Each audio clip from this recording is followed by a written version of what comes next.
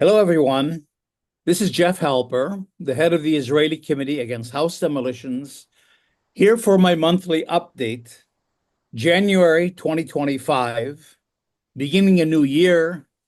And I wish I could say we're beginning a new political cycle or a new opening to a new political reality, but unfortunately, that's not the case. What we are doing now with Trump coming into power, within the next 2 weeks, is we're entering into a new phase and a very perilous phase. And if Israel has its ways, the final phase of the so-called Israel-Palestine conflict. It's not a conflict. We've talked about this before. In fact, it's a colonial situation in which an indigenous people is being subjugated by a colonial power, that we call settler colonialism. Zionism as settler colonialism, the idea of settlers coming from somewhere else with the intention of taking over someone else's country, displacing them, taking their land, and then completely replacing that country with their own. In other words, transforming an Arab country into a Jewish country, transforming Palestine into Israel. And in this process of settler colonialism and subjugation, it has an end. In other words, it's a process. Zionism is going on for 130 years. And we've had peace processes, and we've had commissions, and we've had all kinds of political developments and so on. So people often get the idea that, well, this will go on and on and on. And someday, you even hear Palestinians say this, someday in 5 years, 10 years, 20 years, it'll all resolve itself. You even hear people say, you know what, the Crusades lasted 100 years and they left, which mystifies things because Crusaders just didn't leave. They were defeated by Salah ad-Din. There was an agent here. People say, well, apartheid lasted and it ended, as if this idea that Martin Luther King had of the arc of history tends towards injustice or bends towards justice. What Jesse Jackson added to that was, yeah, but somebody has to bend it. Apartheid didn't just end, you had the ANC that ended it. So, but there is this idea that somehow it's going to go on and on and on, this Israel-Palestine conflict, and at some point down the way, who knows why, it'll all work out. Besides being anti-political, it's missing the point of settler colonialism. Settler colonialism does end. It has an end. It doesn't have to go on forever. And its end is normalization. When it normalizes the displacement, when it in fact gets the international community to accept the fact that there is a new country here called Israel, that's replaced Palestine. When you have international recognition of Israel, and Palestinians are locked into an apartheid kind of a Bantustan and disappear basically because eliminating the natives is a part of the settler colonial project, that's an end. And as we talked about last month, there isn't much political space after normalization. Normalization is a kind of a closure. And so this is the perilous part. We're entering what Israel and the United States of Trump, but also of Biden, hope will be the final phase. This is normalization, and we know that this is a top priority of the Trump administration. I mean, everything is in place, including Saudi Arabia coming in. And so this is really, I think, the greatest threat to the Palestinians since the Nakba, and this is something we have to sort of mobilize around. Now, how are we entering into this new phase? Well, I think Gaza is going to wind down in terms of an active military situation. Trump has insisted and has ordered Netanyahu to have a ceasefire to have an end to the fighting in Gaza before he comes into office in 2 weeks. Trump is an isolationist, does not want to be burdened with this conflict in Gaza. So Gaza is likely, now there's talks about hostage negotiations, the Gaza is likely simply to become a humanitarian disaster. It's much more than that. It's genocide. And again, the danger is of normalization. We forget genocide. Once the fighting dies down, Gaza falls off the front pages, and it's normalized as a humanitarian crisis. And then, of course, all the focus goes to, can the Red Cross help? Can international NGOs help? And so on. That's the danger, that Gaza is going to be eliminated from the equation, and simply the suffering of the people will go on and on and on. And it'll be removed, in a sense, from the political equation. The second part of the new phase, I think, is the final ethnic cleansing of the West Bank and the construction of the apartheid Bantustan that the Palestinians will be forever locked into. And I want to just show you on the map what I mean. This is a map of the two-state solution on the left, the ideal two-state solution that somehow Biden and government leaders try to convince us somehow that, well, this is what we're headed for. A state in which you have a small but potentially viable Palestinian state. In other words, if you look on the left, if they get the entire occupied territory, the Palestinians get a territorial contiguous West Bank. They get a Gaza, what's ever left of Gaza, with a connection in between. They get East Jerusalem in the Old City, which is the cultural, religious, and economic heart of a Palestinian state. They have a border with Jordan. They have a border with Egypt. You could make the case that, it's not just, but a real, genuine two-state solution could conceivably work in a way. But this is far, far, far from what we're really talking about. And like I've said before, the political leaders rely on the fact that we don't know the map.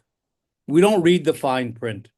So the map in the center is what we thought the Bantustan would be. We know that Israel wants to take over the entire country of Palestine, but the only way it can do that and get rid of the 7 million Palestinians that live here and prevent another 5 or 6 million refugees from coming back is by establishing an apartheid regime. And exactly in the sense of a Bantustan in South Africa. And we see that Bantustan here in the middle map. And it was very easy to figure out. It's not a secret. You take what are called areas A and B that were formulated in the Oslo agreements, and then became frozen, became a prison for Palestinians. A, B, and Gaza are on about 40% of 22% of historic Palestine. And then, of course, to really, in case you didn't get the point, Israel built the apartheid wall, and that's where you get this crazy kind of a torturous border that defines areas A and B, because that's where the wall is, and in between, of course, are all the settlements and settlement blocks. So we thought this was apartheid. Israel is on about 85% of Palestine, and the Palestinian Bantustan would be on the other 15%. But now what's happened in the last few months, because Bezalel Smotrich, this violent settler, who's the head of the civil administration, he's basically the governor of the West Bank, has begun a push to demolish homes and to take land in Area B, that under Oslo is supposed to be under Palestinian Authority control. And now we're beginning to get the building of settlements and the movement of violent settlers into Area B itself. So in other words, the 40% of the 22% that we thought was the basis of the apartheid regime is even now being constricted more in anticipation of this final status normalization that Trump and Netanyahu are pushing. So that if you take out roughly these, and it's just a kind of an image, these red circles that will be kind of Israeli settlements in areas A and B, especially in B, you're going to get a Palestinian Bantustan on less than 10% of Palestine. Israel will expand to more than 90%, and you'll have an apartheid situation in every sense of the word, but normalized. And in case you don't believe me, and this is the third phase that we're going into at this time, and that is this idea of normalization. And you know, we have it from the ultimate source, Netanyahu on the podium of the General Assembly, holding up a map of the new Middle East, in which Saudi Arabia is a part because they're very willing to join. Now, in the Abraham Accords, you have a greater Israel, as you can see. I mean, he was crowing at the UN. This isn't a secret kind of a cabal. This is upfront because Netanyahu has the confidence of knowing that this is exactly where the United States is taking us. And so you have the greater Israel. There's no more pretense of two states. Now, Israel needs apartheid because it can't, again, give citizenship to 7 million Palestinians. It wouldn't be a Jewish state anymore. But the apartheid Bantustan is so small that it doesn't even appear, couldn't even appear on this map that he's presenting to the UN. So this is the new Middle East. So these are the three final phases that we're going into. The elimination of Gaza as a focus of attention and the genocide, the final construction of a constricted Bantustan for Palestinians in the West Bank, and now the normalization. And this is what I call two-state apartheid. I think it's a term we have to begin using because this is all happening under the guise of a two-state solution. Trump will talk about it. Biden has always talked about it. All European leaders and government leaders talk about it because, again, they rely on the fact that we don't see the details. And it sounds so they're going to try to sell us a two-state solution as in map 1, which is in fact the Bantustan as a map 3. So the question is, what can we do about it? We see where we're going. I mean, it's all up front. I mean, the map is there. Trump has declared that his top priority is to complete the Abraham Accords, this normalization process. Well, I think, you know, we're facing three really important challenges, not only in Palestine, but I think globally, all of us progressive left people. First of all, in terms of Israel-Palestine, you have an alliance here of two settler colonial states, the United States and Israel. And I'm singling out the United States because it has always claimed, at Israel's insistence, that it has a monopoly over any negotiations, over anything that happens. And Europe has stepped out of the picture and the rest of the international community. So this is an American-Israeli a combination here that is deciding what's going to happen. That's why we're focusing especially on the United States. And the United States itself is a settler colonial country, as we know. Now, the Native Americans have been themselves a victim of genocide, have become marginalized. And so you don't really see a manifestation of settler colonialism in the United States, but the logic is still there. And you could see it in the United States without getting into another lecture, you know. The third president, I think, of the United States, James Monroe, already had the Monroe Doctrine that said all of the Western Hemisphere belongs to the United States. Europe, stay out. And that's been repeated in all kinds of other doctrines, the Truman Doctrine, the Eisenhower Doctrine, the Bush Doctrine, the Trump Doctrine of today, and so on. So that the logic of expansion and military expansion and control is in every settler colonial enterprise. The problem is that in settler colonialism, you can never relax. You know, the insecurity is built in always. And so in order to protect, and Trump says this, to protect the homeland, the colonial homeland, we have to go after Iraq. We have a global war on terror. We want the Panama Canal and so on.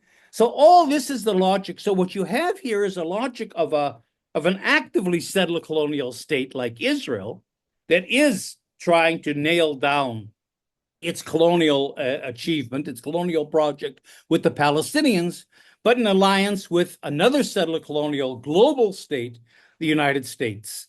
And so it isn't only that the United States is committed to Israel. I think what holds them together is this logic of military domination in order to protect the colonial homeland. The second problem we're facing is that we're living now in a very transactional world. I mean, foreign policy has always been transactional. Trump has brought it to a new level in which there are no values, there's no rule-based international order, there's no alliances, there's no commitment, obviously, to human rights or international law. It's all power and deals, and deals. And this is where I think the Palestinians will get lost because they have nothing to bring to the table, as Israel does. It has a strong military. It's controlling this key geopolitical region of the world and so on. And so, Israel has a transactional leverage that is completely missing for Palestinians.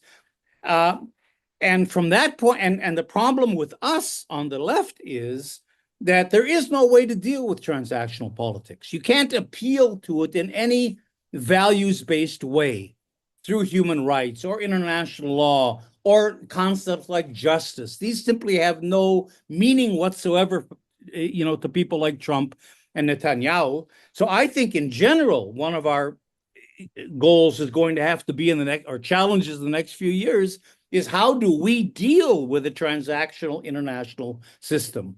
And finally, what we're facing in this new world of Trump, but preceding Trump, is you're really moving into a racist, fascist period of time. In other words, with Trump, it's all up front, and you see it with the right-wing populism in Europe and other places, so that there isn't even a pretense of a liberal international regime. Even the lip service is missing. This is all openly racist, fascist, transactional, and in terms of the Palestinians facing two settler colonial powers that are intent on eliminating the Palestinian issue.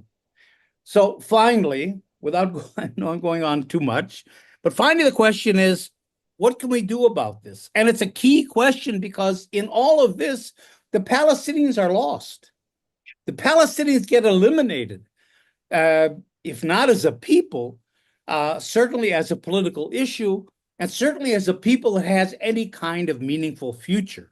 They get locked into a Bantustan, the refugees remain in exile, and the Palestinian issue becomes like Gaza, it's eliminated from the equation and we move on.